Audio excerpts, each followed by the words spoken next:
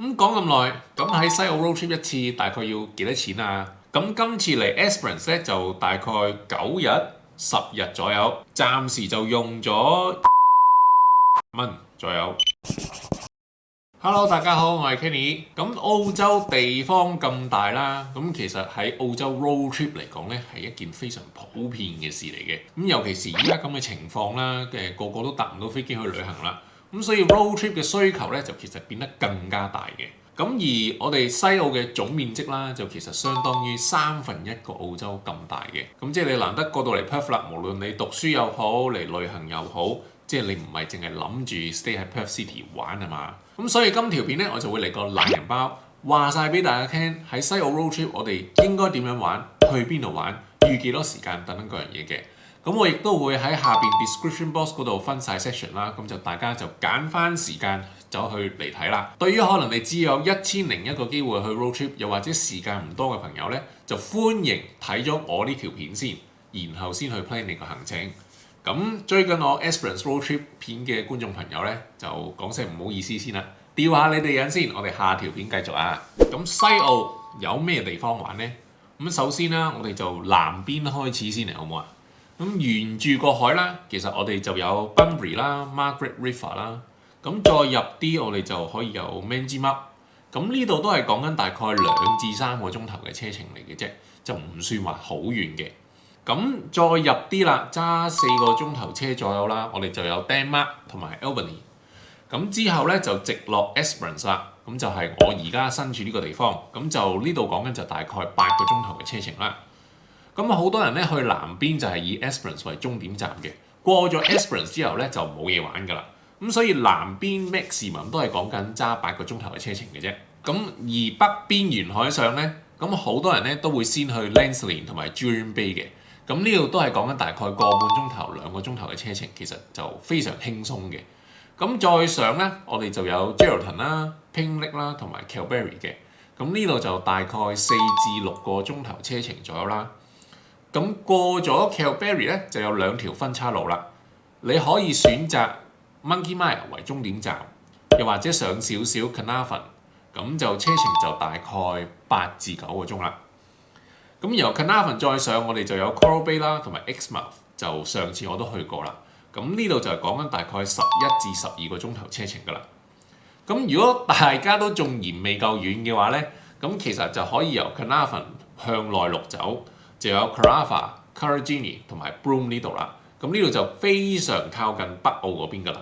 咁呢度就講緊大概15至24個鐘頭嘅車程㗎啦，係 non-stop 嗰隻我講緊。咁所以如果大家真係想去呢度嘅話咧，咁就可能要考慮搭內陸機啦，然後就喺嗰度再租車，然後再去 road trip 咁樣啦。咁所以北邊相對嚟講咧係極多地方俾你玩嘅，視乎你想去幾遠啦。咁聽完咁多地方啦，你就可能頭痕啦。喂，大佬啊，我點 plan 路線啊？咁 road trip 咧就講真，好睇你有幾多時間嘅啫。咁我講緊嘅時間咧，就其實係輕鬆玩嗰隻，就唔係扯住去嗰隻。如果你一大班人去嘅咧，就記得預多少少時間啦，因為始終你一大班人咧嚟移動嗰方面咧，就一定冇咁方便㗎啦。咁如果你少過1個星期，即係你預少過1個星期咧，我建議你唔好去 North 玩啦，因為北邊嘅城市咧，點與點之間其實個距離比較遠啊。所以變相咧，你會花好多時間喺交通嗰方面，而就冇咗好多時間就實際去景點啊，去 enjoy 你活動等等嗰樣嘢嘅。咁所以你唯一嘅選擇咧，你少過1個禮拜咧，就只可以向 South 玩嘅啫。咁譬如 Margaret River 啊、Bunbury 啊呢啲咁嘅沿海地方咧，近近地2個零鐘頭車程咧，嗰邊就輕輕鬆鬆嘆下酒莊、睇下山窿咁樣咧。其實 within 3日來回咧係 OK 嘅，係冇問題嘅。咁如果你有多少少時間啦，大概3至5日咁嘅時間啦，咁你其實可以去埋 Albany 都冇問題嘅，行下山咁樣啦。但係我就唔建議去 Esperance 啦，因為由 Albany 去 Esperance 係講緊4個鐘頭嘅車程嚟嘅。咁如果你有1個星期嘅話咧，咁你南邊就當然可以去埋 Esperance 啦。咁而北邊嘅話咧，我會建議你以 Kalbarri 為終點站。因為 Kalbarri 其實都幾多嘢睇嘅，即係有 Nature's Window 啊，國家公園行下，跟住有4驅車咁樣嘅。咁有興趣嘅朋友可以睇翻我之前 Exmouth Road Trip 嘅片啦，有一集我都係專講 Kalbarri 嘅。咁 Kalbarri 有咩玩，我喺呢度咧就唔詳細講啦。咁如果啦，你有大概10日嘅時間咧，南邊你就當然可能會更多時間 stay 喺 Esperance 啊、Albany 呢啲咁嘅地方啦。咁北邊咧，你其實可以去埋 Monkey Mia 浮下潛咁樣嘅。咁 Exmouth 就勉強可以啦，我會話如果少人嘅話，但係你要 plan 得好仔細，要好跟足個 schedule 去做事咯。如果你話要玩埋 Karijini 啊、Broome 嗰邊嘅話咧，如果你要 return， 我建議你 at least 坐底要起碼2個半至3個星期嘅時間。咁去 road trip 除咗你有幾多時間之外啦，其實睇埋呢個天氣亦都非常重要嘅。咁因為 Perth 同埋 Perth 以南嘅地方啦，我哋叫地中海氣候，就係夏天乾就冬天濕嘅。咁北邊咧就開始我哋嘅半乾燥氣候，呢個 semi-arid 嘅氣候。咁越北咧就越明顯㗎啦。咁去到 Exmouth Broome 啊，好北嗰啲咧就變成熱帶氣候㗎啦。咁簡單啲嚟講，如果你想落嚟 South 嘅話咧，大概你10月尾至到3月呢段時間咧係冇問題嘅，但係最 perfect 咧，我會話係 between 12月至2月呢段時間，因為頭先講過啦，珀斯以南嘅夏天係比較乾，冇咩雨水嘅。當 Perth 夏天熱到黐肺，熱到狗屎，日日40幾度，好似焗爐咁樣咧。咁你落嚟 South 嘅咪會涼爽少少咯，咁又冇咩落雨啦，正，日日出去，日日有街出。咁但係冬天嘅時間啦，你5月至9月嘅時間咧，你就變成就好大風、好凍、好大雨。咁所以呢段時間咧，我就唔建議落嚟 South 啦。咁相反，如果你想去北邊嘅話咧，你4月至到10月呢段時間咧係最 perfect 嘅，因為氣候嘅問題啦，呢段時間其實係好少落雨。咁而且你去北邊啊嘛，熱帶氣候啊嘛，當你 Perth 冬天嗰陣時，日日凍到死嗰陣時，咁你去北邊嘅咪會暖翻少少咯。咁但係11月至3月呢段時間，我就建議唔好去啦。3月就50-50啦，但係11月至2月呢段時間咧就真係唔好去啦，因為嗰陣時係撞正雨季。咁而且北邊一落雨咧係落到黐線，落到水浸嗰隻，就唔係話落下停下嗰隻嘅。咁所以同埋夏天上面咧都係比較普遍比較大風，咁所以好多戶外啊水上活動嘅存在危險性亦都會高啲啦。咁簡單啲嚟講，夏天就落 South， 冬天就上 North。你記住呢句説話咧，就一定冇衰噶啦。咁你去得 road trip 嘅就當然離唔開揸車啦。揸車嘅時間千祈好重要，唔好近日出同近日落嘅時候去揸車，因為呢2段時間咧係最多袋鼠出沒嘅時間。當你喺個公路揸住架車揸緊81、82嘅時候，無啦啦有隻袋鼠彈出嚟咧，你係冇得避㗎，你真係揸住唐太兜嘢撞埋去㗎咋。如果你係揸 4-wheel drive 呢啲大架少少嘅車，可能就襟撞少少啦。咁但係如果你揸普通5人私家車嗰啲，你咁大隻撞鼠撞埋嚟咧，你爆硬玻璃，我真係同你講，爆玻璃啊！你真係喺路邊等，真係等運到等求救㗎咋。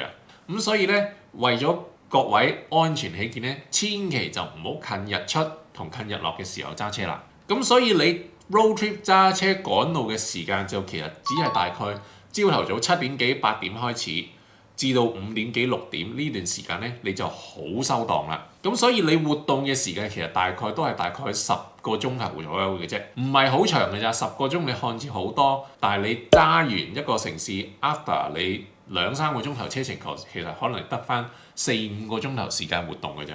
咁所以亦都 that's why 你要預 at least 1個星期上 North 玩咧，就係咁解啦。因為佢點與點之間講過啦，閒閒地3-4個鐘頭車程嘅啫。咁同埋你揸車嘅車種，我會話南至 Albany 北至 Kalbarri 咧，你揸普通私家車咧係生存到嘅，因為啲路都幾靚，中間亦都唔難揾油站。咁但係如果你要再去遠啲啦，譬如你 Esperance 啊、Monkey Mia 啊、Exmouth 呢啲咁嘅地方咧，中間咧其實係比較荒，冇咩油站嘅。咁我就建議揀翻啲油缸比較大嘅車去進行呢個 road trip 啦，即係譬如大型 SUV 啊、4-wheel drive 呢啲咁嘅車。咁又或者你帶多幾個油桶傍身咁樣啦。咁同埋咧，你越北同越南佢有啲地方咧，其實係沙路係泥路嚟嘅，即係就唔係我哋 city 普通嘅瀝青路。所以如果你揸普通車咧，你有啲景點咧，你係有機會入唔到去嘅。咁所以如果你去 road trip 嘅話咧，其實揸 4-wheel drive 咧係最穩陣嘅。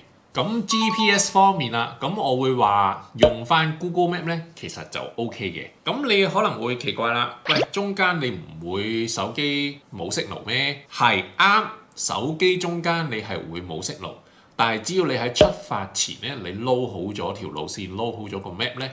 咁你中間咧其實可以 offline 咁樣可以照常用到嘅。咁當你到達你個目的地，你有翻 signal 咧，你就乜事都冇啦。咁如果你大家都係唔放心嘅，即係驚求救嘅時候，起碼噏得出自己嘅位置嘅時候咧，咁你就可以選擇翻一啲外置嘅 GPS， 就譬如 TomTom 咁樣呢類嘅外置 GPS 就黐喺個車頭玻璃咁樣啦。咁就千祈唔好用車本身內置嘅 GPS， 即係我自己架車本身入邊都有個 built-in GPS 嘅，但係我每次 search 嘅時候咧，佢就俾啲奇怪路線我，即係原本2個鐘頭嘅車程可以變成4個鐘嘅。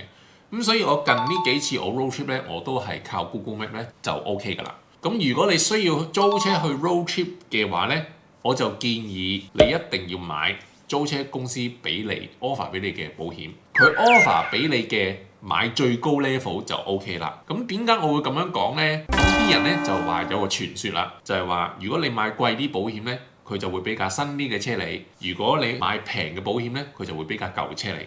因為新車通常問題都唔大嘅，所以你買貴啲保險咧，佢就會賺晒你啲所謂嘅保險費。咁呢個真唔真呢？未經證實，我就話唔到俾大家聽啦。咁大家當聽啦。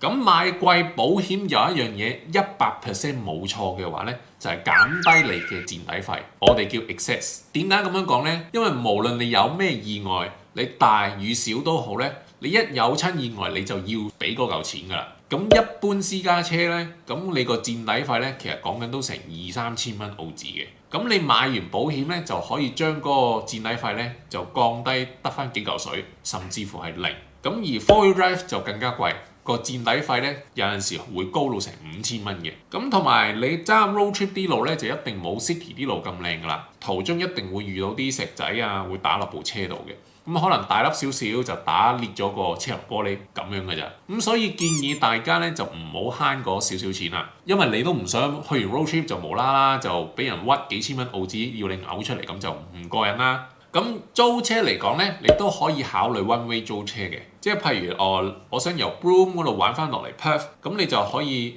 Broome 租車，然後 Perth 還車。咁中間個 relocation fee 咧就大家要考慮下啦，就睇下貴唔貴啦。但係你咁樣做咧，你會節省非常多嘅時間，咁你就會慳翻10幾20個鐘頭車程回程㗎啦。